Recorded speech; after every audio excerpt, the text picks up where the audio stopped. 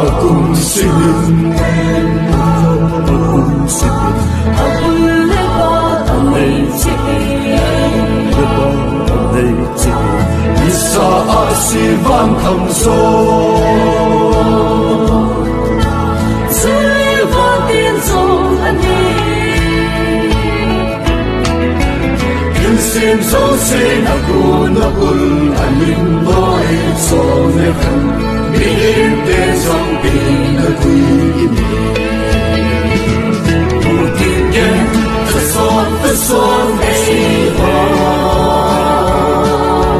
Nalang hay komin Hay pusong komate Manapandong dalpin May lukot to Isa to na ho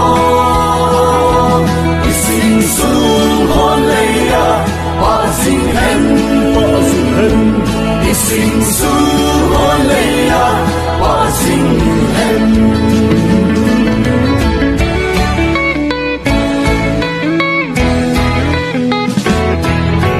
Baby ito'y may lutim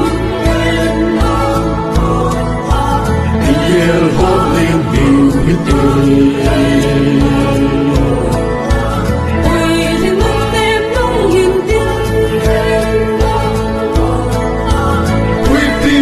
Pinungante Mitsini agibelko Kipani agibabi Kikekang patiwari omi Putingeng Tason iwa Alam hay komin Hay pusong komate Manapandong dalpin Ay lukot to Isa to na ho Ising sun holeya Pasing hen Ising sun holeya Pasing hen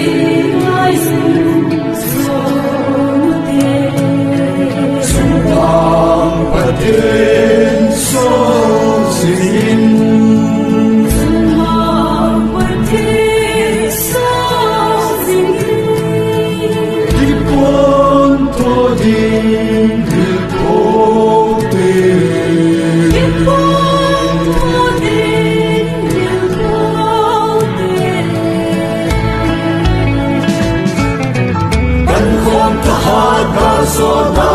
ng piding lein sungya may bakong ipison hiwiti Putinggen tason